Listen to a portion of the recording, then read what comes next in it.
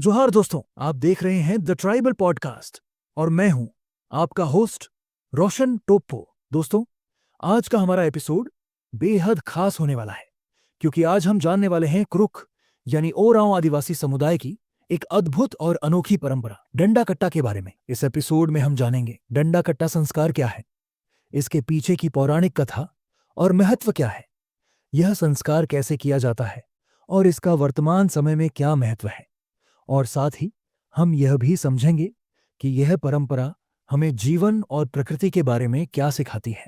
तो दोस्तों, बने रहिए हमारे साथ अंत तक, क्योंकि यह चर्चा न केवल आपको कुरुक संस्कृति की गहराई से परिचित कराएगी, बल्कि आपको अपनी संस्कृति से जुड़ने की प्रेरणा भी देगी। और अब मैं आपका परिचय कराता हूं हमारे आज के मेहमान से, सुमन कुजूर। सुमन जी कुरुक संस्कृति के बहुत अच्छे जानकार हैं और आज हमें इस संस्कार के बारे में विस्तार से बताएंगे।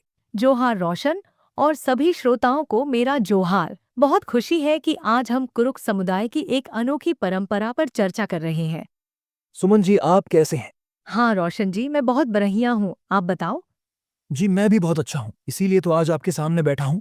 सुमन जी, मैंने सुना है कि कुरुक समुदाय में डंडा कट्टा नामक एक महत्वपूर्ण संस्कार होता है जो न केवल सांस्कृतिक बल्कि आध्यात्मिक रूप से भी बहुत खास माना जाता है। आप हमें इसके बारे में विस्तार से बता सकते हैं? बिल्कुल। डंडा कट्टा कुरुक समुदाय का एक प्रमुख संस्कार है जिसमें प्रकृति और आध्यात्मिकता का गहरा मेल होता है।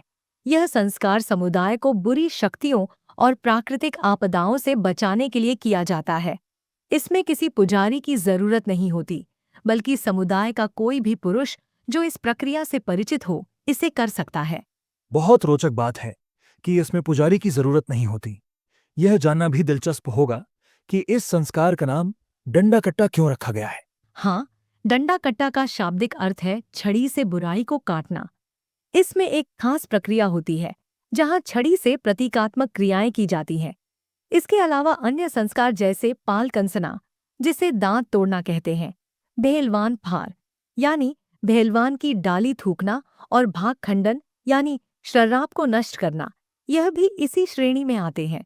ये सभी संस्कार समुदाय को बुरी शक्तियों से सुरक्षित रखने के लिए किए जाते हैं। बहुत बढ़िया। क्या इस संस्कार से जुड़ा कोई पौराणिक कथा भी है जिसे समुदाय मानता है? हाँ, इस संस्कार से एक बहुत ही महत्वपूर्ण कथा जुड़ी हुई है। कहा जाता है कि धर्मेश नामक सर्वोच्च सत्ता ने धरती को एक छोटे से मिट्टी के टुकड़े से बनाया। जब यह नई बनी धरती जलने लगी, तो भैया बहन नामक दो प्रतीकात्मक पात्र एक केकड़े के बिल में जाकर छिप गए। यह कथा जीवन की रक्षा और संरक्षण की गहरी सीख देती है। वाह, ये कथा सच में बहुत प्रेरणादायक है।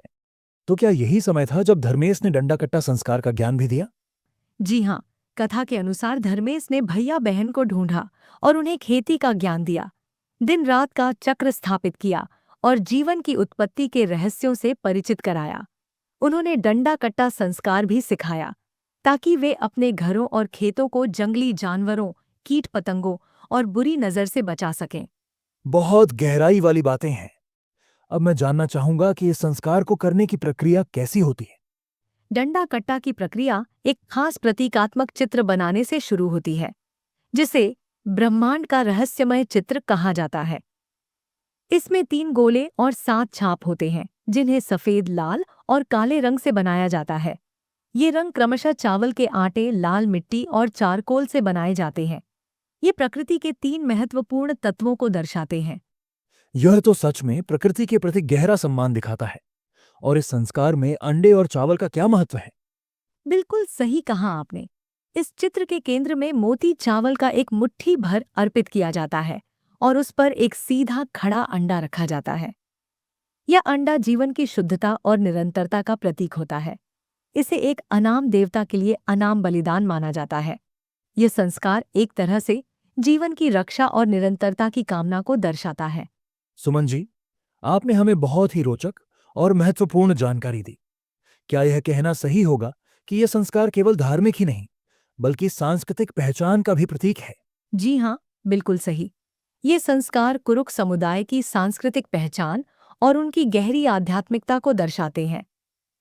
इनके माध्यम से वे धर्मेश के प्रति कृतज्ञता व्यक्त करते हैं, प्रकृति को सम्मान देते हैं और जीवन की चुनौतियों से निपटने की शक्ति प्राप्त करते हैं।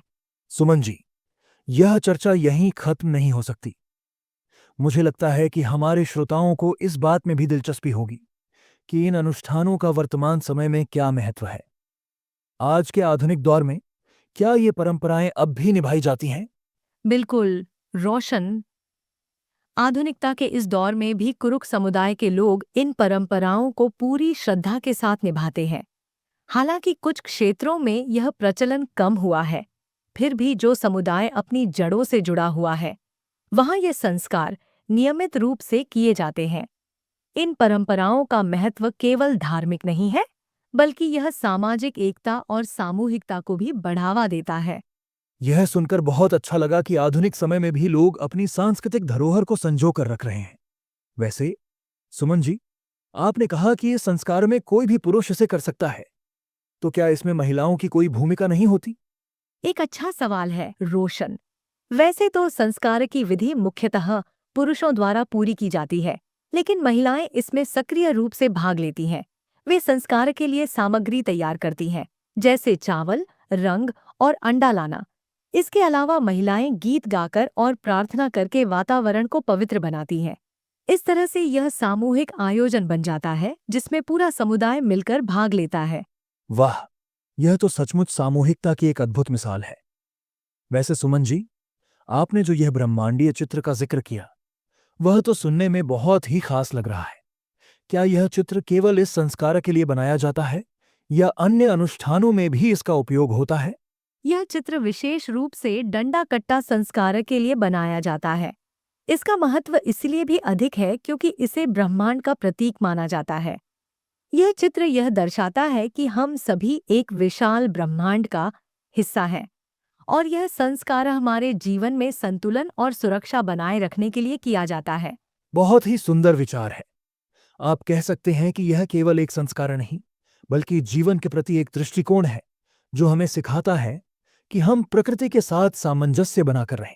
बिल्कुल सही कहा आपने। कुरुक समुदाय में हर संस्कार का एक गहरा प्रतीकात्मक अर्थ होता है। डंडा कट्टा सिर्फ एक धार्मिक क्रिया नहीं है, बल्कि यह हमें प्रकृति के साथ जुड़ने और उसकी रक्षा करने का संदेश देता है। सुमन जी, मुझे लगता है कि हमारे श्रोताओं के लिए यह एक महत्वपूर्ण सीख हो सकती है। हम भले ही किसी भी समुदाय से आते हों, लेकिन प्रकृति के प्रति सम्मान हर किसी के जीवन का हिस्सा होना चाहिए। बिल्कुल रोशन। और यही बात कुरुक समुदाय की परंपराओं को खास बनाती है। वे प्रकृति को केवल संसाधन नहीं, बल्कि जीवनदायिनी शक्ति मानते हैं। बहुत ही प्रेरणादायक बातचीत रही सुमन जी। मुझे यकीन है कि हमारे श्रोता भी इस चर्चा से बहुत कुछ सीख पाए होंगे। अंत में आप कुछ कहना चाहेंगे? जी, मैं यही कहना चाहूँगा कि हर समुदाय की परंपराएं उनके इतिहास और पहचान का महत्वपूर्ण हिस्सा होती है। हमें चाहिए कि हम अपनी जड़ों से जुड़े रहें और अपनी सांस्कृतिक धरोहर को संजो कर रखें। ये था हमारा आज का एपिसोड डंडा कट्टा संस्कार पर। हमें उम्मीद है कि आपको यह जानकारी रोचक लगी होगी। अगर आपको हमारा पॉडकास्ट पसंद आया हो, तो हमें फॉलो करें। और अपनी राय जरूर दें। अगले एपिसोड में हम एक और दिलचस्प विषय पर चर्चा करेंगे। तब तक के लिए जोहार।